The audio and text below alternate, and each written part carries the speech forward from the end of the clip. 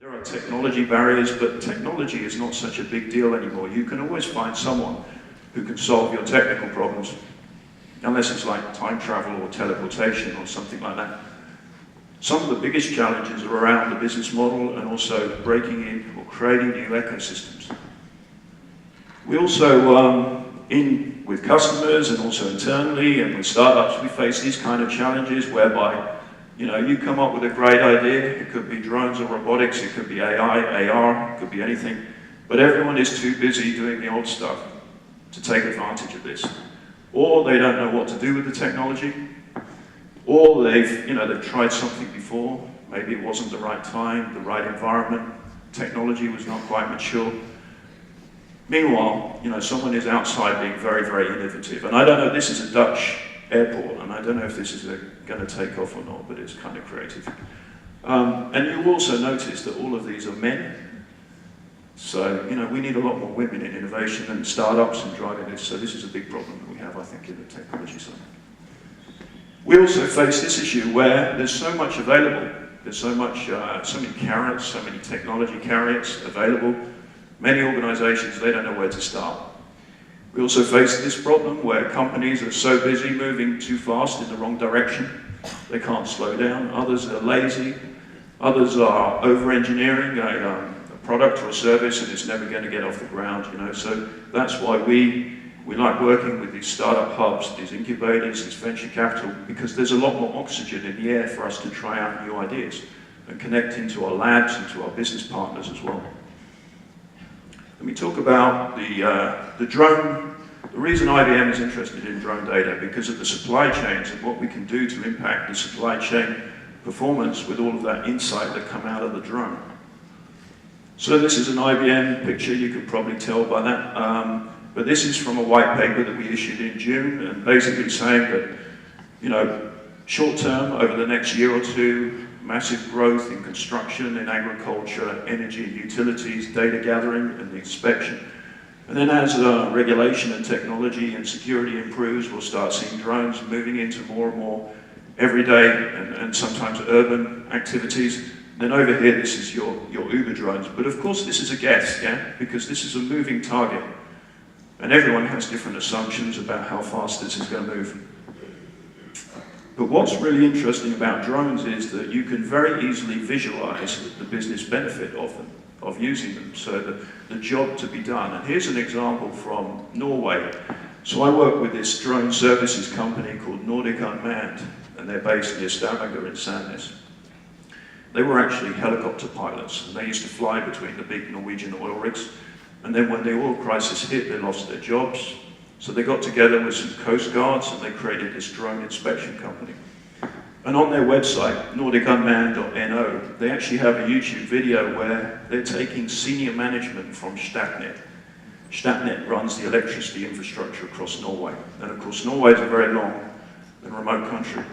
So they took these managers out into the field and they showed them how the drone could actually be used to connect wires to some very, very dangerous places. And because these people understand the jobs to be done and understand the risks and the costs of maintaining this infrastructure, it was very easy for them to make a business decision. So this organization, Nordic Unmanned, they now run the services for monitoring the Norwegian railway lines as well. And that's one of the benefits of this business model, because customers can understand what you can actually do with the data and the insight that comes out of these drones. I work a lot in agriculture in Denmark and especially in Finland as well. So we're working with one of the biggest onion farms in Europe, together with Danish research institutions from Aarhus in agriculture and also some startups in a consortium. And what we're doing is, this farmer, he wants to fly a drone over the farm, and he wants to take in all of the information using various sensors and then send that data to the farmer, the farm manager, so he can actually understand whether he needs to order more fertilizer or he needs to send out the weeding robot. And what I want to do is automate all of this. So, every single one of these is a decision. So some farms, we calculated, require 17,000 different decisions a year from the farmer. So how can we take a lot of that out? So the idea is that if it needs more fertilizer, it sends the request to the distributor of the fertilizer, and then that's returned. Fertilizer then gets loaded onto another robot, which goes to the precise point, the precise GPS point on the farm where the treatment is needed. Or if it needs weeding, it just sends out the weeding robot. So this is a really interesting example of the kinds of projects that we're doing in consortiums with startups and also research in Denmark. And we're also using European Union 2020 funding and various other national innovation fundings to do this. So the farmer actually doesn't have to pay for this. And we have many other examples of these kind of innovation projects that we're doing. So I made this slide for some Danish investment organizations. So if these were some of the costs, the savings and the benefits in terms of the sustainability that one farmer in Denmark could accrue, then what happens if we scale this across every single farm in Denmark? Then we're having a very interesting economic discussion, because agriculture and food production is one of Denmark's biggest industries.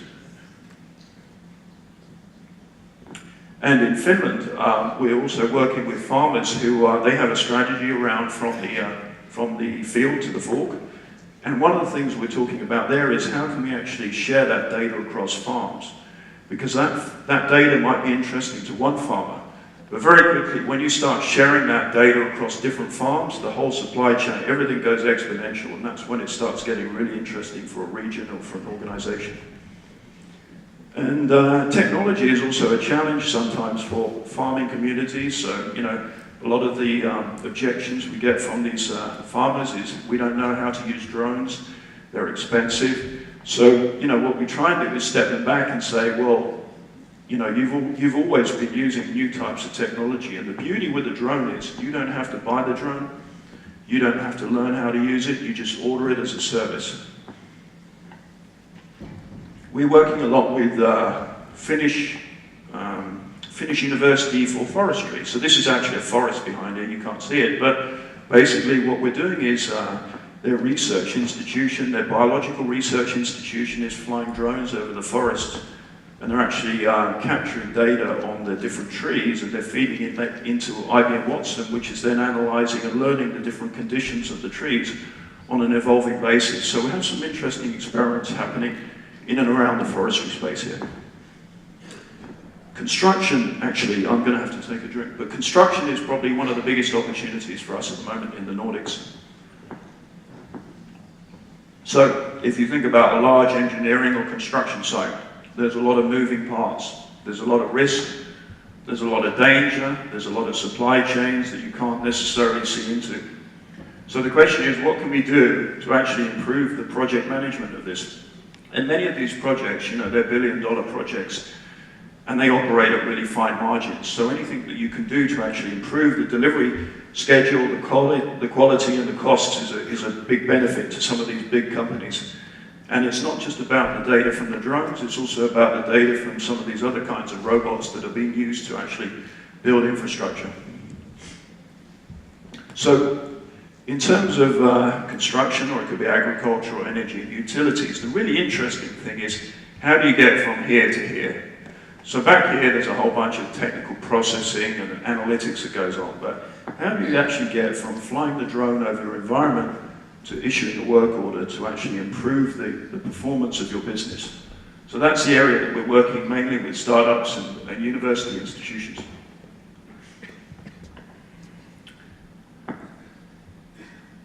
Okay.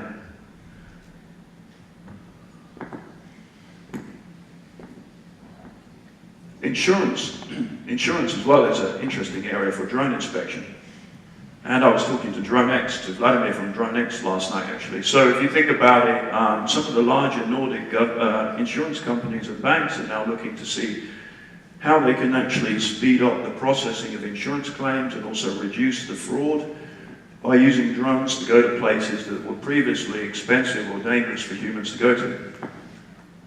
And also lawyers. So I made this picture for some Danish lawyers. So I did a seminar for them recently, and you know, with all of these changing regulations and privacy issues, are there any lawyers in the room here? Yeah, there's one there. Okay, so this is money.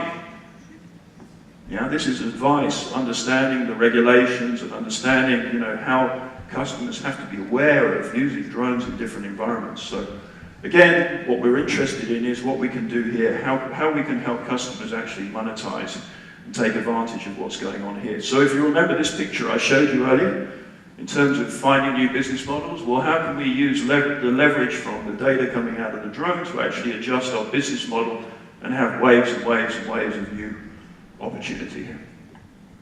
So let me quickly talk about building hubs. In Denmark, here's a really good example. They have a commercial airport, so Hans Christian Andersen Airport, just outside Odense. So the Danes, they fly to Spain and all of their other places from this, but they also have a fixed drone testing airspace, and they have this hangar facility that the University of Southern Denmark, which has a master's degree in drone and robotics engineering, the university has actually bought this hangar at the airport. So what they're going to do is fill it with both researchers and drone startups to attract both hardware and software startups to actually stimulate the economy in and around the airport and also create new opportunities across drone innovation in Denmark. So what we're doing is we're actually participating in this ecosystem where we have an airport here, then we have the universities and a whole number of startups that are coming out of the university incubators, and then we have the local investment fund, so Invest in Odense and Invest in Denmark, IBM, providing some technology and also some drone startup and some entrepreneurial startup programs, and then we have some drone manufacturers such as Skywatch. And then under here we're running a whole bunch of events. So what we're doing, and this is a really busy picture, but I made it for the Danish Innovation Fund, is when you build an ecosystem, you've got to find something that's in it for everyone. So if you think about it, we have an airport.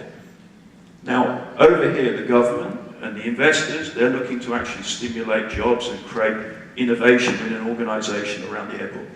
The airport themselves are looking for new lines of revenue. The air traffic control organization wants somewhere where they can test their latest regulations. And the hardware manufacturer, what they're looking for is a safe environment where they can test their new technologies. SDU, which is the University of Southern Denmark, they want a playground where they can, in this hangar, they can do all of their latest research and analytics around new capabilities. And of course, startups want access to all of this environment as well as the capital. And then you have customers from construction, from agriculture, from energy, and they want somewhere where they can come and meet organizations who can actually solve some of these problems that I've just described. And of course, IBM, we would like people to be using more and more of our Watson technology. So when you build an ecosystem, whether it's a drone hub around an airport or some other kind of hub, you've got to be thinking about, what does everyone get out of it, and how can you create this kind of honeypot or flywheel to actually stimulate it. So we run a lot of events at the airport actually. So we had a Shark Tank conference for construction in drones. So I hosted this together with the CIO of Ramboll, which is a global construction engineering company, and also NCC. And what we had was the CIOs from these big construction companies actually presenting their challenges, their business challenges, to an audience of drone startups. So we had about 50 people in the audience from different Danish and Nordic drone AI manufacturers and also software development organizations. And then 2 weeks later, we reversed it. So we had these startups come back and actually pitch to the panel, to the CIOs of these construction companies, their ideas, and the prizes was access to IBM's entrepreneurial program and access to some free software and also access to these customers to test their new ideas. So these are the kind of activities that we're doing. In terms of how we get there, we do a lot of business modeling with the startups. So, we run a lot of workshops where we focus actually on understanding how we can get from here to here and without disrupting our existing business model. How can they use the resources from IBM, but also IBM's customers, in order to actually solve some of the opportunities, some of the risks, some of the strengths and weaknesses of the combined ecosystem, and also understanding the gap. We use a lot of these gap analysis tools to figure out how far away from a solution are we? Do we need more capital? Do we need access to more environment? Is there some kind of partner in the ecosystem that's missing? So A lot of these visual modeling tools, I run seminars and workshops at these incubators. Because what we're trying to do is we're trying to visualize the problem and understand it a lot better. And we find that in these visual modeling workshops, more people talk, more people contribute, so we can actually get to the point much faster. Yeah, so that's my story so far. And I'm going to be here for the rest of the day. I'm leaving tomorrow morning, but I'm happy to have any follow-up discussions with anyone. Thank you.